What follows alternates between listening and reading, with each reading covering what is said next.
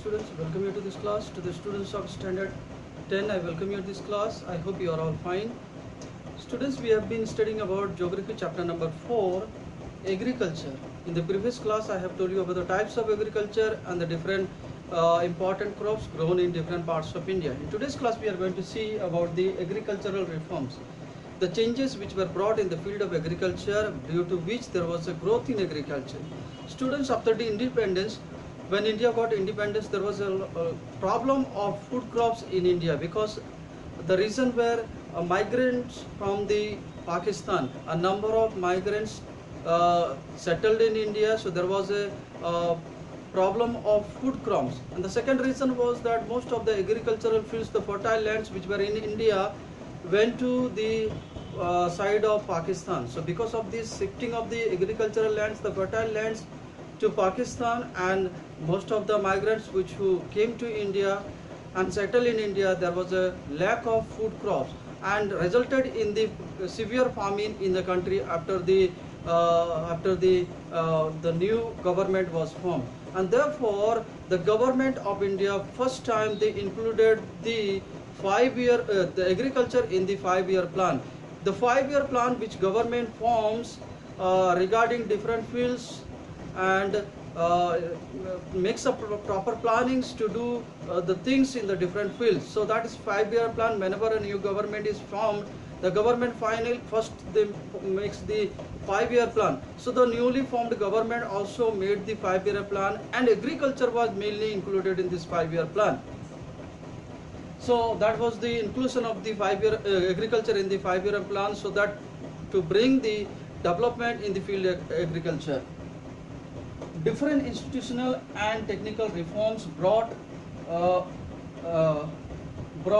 growth in agricultural production, known as the Green Revolution. When government included agriculture in the 5-year plan, as a result there was a growth of agriculture. In this 5-year plan, new technical reforms, the institutional and technical reforms were introduced in the agriculture.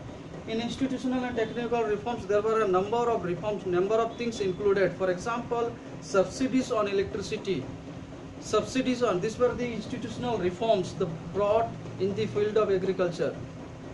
So some of the institutional reforms were subsidy on electricity, purchasing seeds and fertilizers were given to the farmers. Now farmers started getting subsidies while they purchased the seeds, the fertilizer and the electricity. So that benefited the farmers and also improved the agriculture. Second was to consolidate and collective farms to make them commercially viable. The second thing was the main problem of Indian agriculture was that Indian farms were small. The Indian land holdings were very small. The pieces of lands which were cultivated were very small, which made the problem for introducing the new techniques such as tractors and these other new techniques. Therefore the government consolidated, made the land holdings bigger, including the small land holdings together and making a big farms, and that benefited to introduce the new techniques of agriculture in the field of agriculture. For example, the irrigational facilities, the using of tractors and all other things. So that was the second thing, that government made the land holdings bigger. Third thing was that widespread use of radio and television to make the people aware. Widespread use of radio and televisions were done through that radio and television. Now first time the farmers were given the information regarding the agriculture. They were trained regarding agriculture. New informations were passed on to the agriculture, information regarding the using of the fertilizer, using of the high yielding seeds, using of the irrigational facility. So these all the information were passed on to the farmers, so that farmers be trained and have the information of this new techniques, and that also resulted in the growth of the agriculture.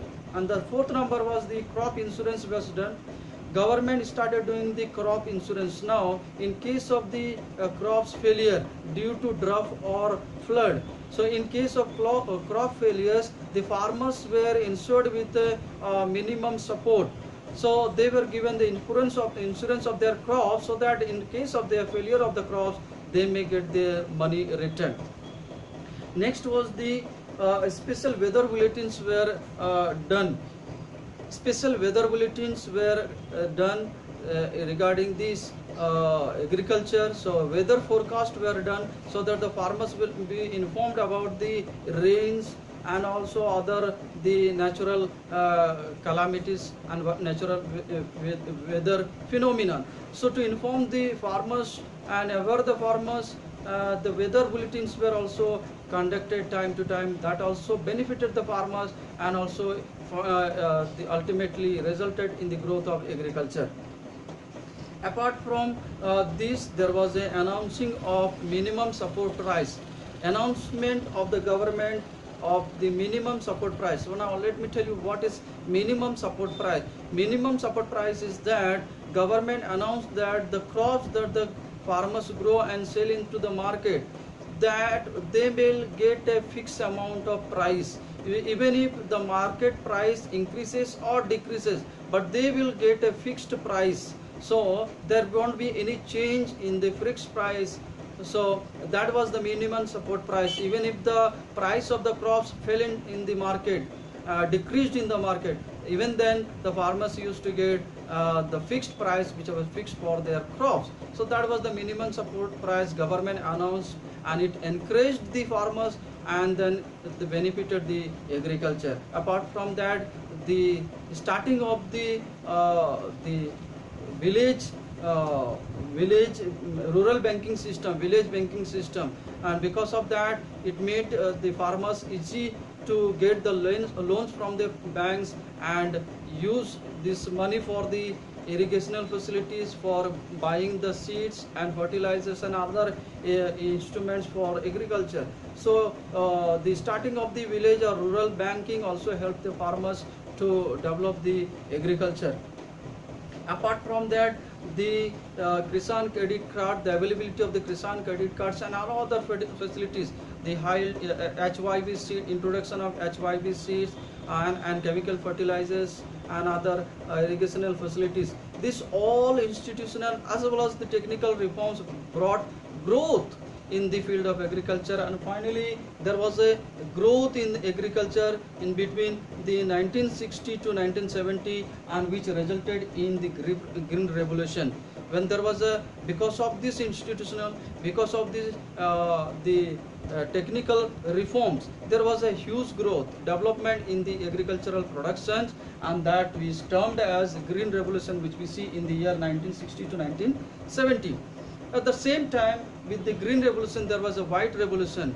When agriculture was developing, when agricultural growth took place, at the same time the rearing of animals was also given much importance. So along with the agriculture, the animal rearing was also being done in large farms. So in large farms where the agriculture was done, at the same time different animals were also reared in large farms. As a result, there was a growth in the dairy productions, in the production of milks, and which also resulted in the white revolution, which we call as the white revolution. So we see in this year 1960 to 1970 there was a green revolution as well as the white revolution, because of the technical as well as the institutional reforms which were brought by the government in the first 5-year plan. So that's all, students, to understand about this the agricultural and technical reforms about this chapter. And with this we end this chapter. In the previous we have studied about the